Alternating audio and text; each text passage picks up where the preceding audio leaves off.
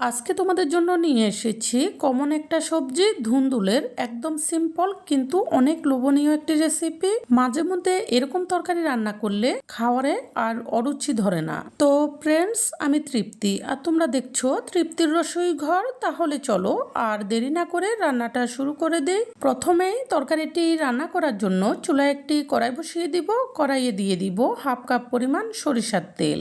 তোমরা চাইলে এখানে সয়াবিন তেলটাও দিতে পারো। এই তেলটা ভালোভাবে গরম হলে এখানে দিয়ে দিব কিছু চিংড়ি মাছ কেটে ধুয়ে পরিষ্কার করে রেখেছি সেইগুলো, আর দিয়ে দিব অল্প করে লবণ এবং হলুদের গুঁড়ি। এখন নেড়ে চেড়ে এই মাছগুলোকে ভেজে নিব। অনেকে চিংড়ি মাছটাকে না ভেজে মশলা কষানোর সময় সরাসরি কাঁচা চিংড়ি মাছটা দিয়ে দেয়, কিন্তু চিংড়ি মাছটাকে ভেজে তরকারির শেষ পর্যায়ে মিশিয়ে দিলে তরকারিটা খেতে সবচেয়ে বেশি মজার হয় আর স্মেলটাও অনেক ভালো হয়। এভাবে মাছগুলো ভাজি হয়ে যাওয়ার পর আমি কড়াই থেকে নামিয়ে নিব, আর কড়াইয়ে আরও একটু সরিষার তেল দিয়ে দিব।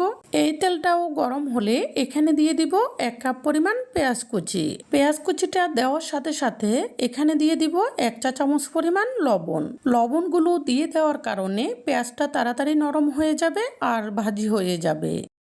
পেঁয়াজগুলোকে একটু লালচা করে ভেজে নিব, এতে করে তরকারির স্মেলটা অনেক ভালো হবে। এভাবে কিছুক্ষণ ভাজার পর যখন পেঁয়াজগুলো লাল লাল হয়ে যাবে এখানে দিয়ে দিব 1 চা চামচ থেকে একটু কম হলুদের গুঁড়ি, 1.5 চা চামচ মরিচের গুঁড়ি আর সামান্য করে জল দিয়ে দিব এগুলোকে কষানোর জন্য। এখানে মরিচের গুঁড়িগুলো তোমরা তোমাদের পছন্দ অনুযায়ী বাড়িয়ে কমিয়ে দিতে পারো, আর যদি কাঁচামরিচ বাটা কিংবা কাঁচামরিচ দিতে চাও তাও দিতে পারবে। এখন এই মশলাগুলোকে নেড়ে চেড়ে একটু ভালোভাবে কষিয়ে নিব। এখানে কিন্তু আমি অন্য কোনো মশলা ব্যবহার করিনি, কারণ কিছু কিছু সবজি যত হালকা মশলা রান্না করা যায় খেতে ততই ভালো হয়। এভাবে মশলাগুলোকে কষাতে কষাতে যখন তেলটা উপরে উঠে আসবে এই পর্যায়ে দিয়ে দিব 1 কেজি ধুন্দুল। আমি চামড়া ছিলে ধুয়ে এরকম পাতলা পাতলা করে কেটে রেখেছি সেইগুলো। এখন নেড়ে চেড়ে এগুলোকে মশলার সাথে কিছুক্ষণ কষাবো। কষাতে কষাতে যখন এগুলো হালকা জল ছেড়ে দিবে আমি এগুলোকে ঢাকনা দিয়ে দিব।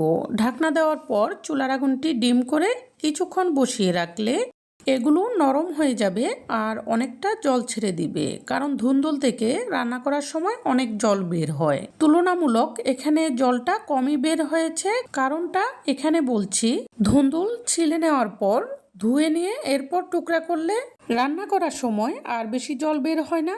অবশ্যই টুকরা করার পর আর ধোয়া যাবে না। এখানে চুলার আগুনটি হাই ফ্লেমে করে দিয়ে আমি কিছুক্ষণ এগুলোকে জাল করতে থাকবো। এতে করে ঝোলটা যখন অনেকটাই শুকিয়ে যাবে এই পর্যায়ে দিয়ে দিব ভেজে রাখা চিংড়ি মাছগুলো। চিংড়ি মাছগুলো দিয়ে নেড়ে চেড়ে ভালোভাবে মিশিয়ে দিয়ে এগুলোকে ঢাকনা দিয়ে চুলার আগুনটি ডিম করে 10 মিনিট মতো এভাবে বসিয়ে রাখবো। এখানে তোমাদের কাছে একটি রিকোয়েস্ট রাখি, তোমরা যারা আমার চ্যানেলে নতুন সকল ধরনের রান্নার সহজ সুস্বাদু রেসিপিটি পেতে আমার চ্যানেলটি সাবস্ক্রাইব করে রেখো, আর যারা আগেই সাবস্ক্রাইব করে রেখেছো তাদের জন্য থাকছে অনেক ভালোবাসা। এভাবে 10 মিনিট বসিয়ে রাখার পর ঢাকনাটি তুলে এগুলোকে হালকাভাবে নেড়ে দিয়ে চুলার আগুনটি একটু বাড়িয়ে দিয়ে এরপর নিভিয়ে দিব। কিছুটা ঠান্ডা হলে এটি পরিবেশনের জন্য সম্পূর্ণ প্রস্তুত হবে। তোমরা অবশ্যই এই রেসিপিটি ট্রাই করে দেখো, আশা করছি তোমাদের ভীষণ পছন্দ হবে।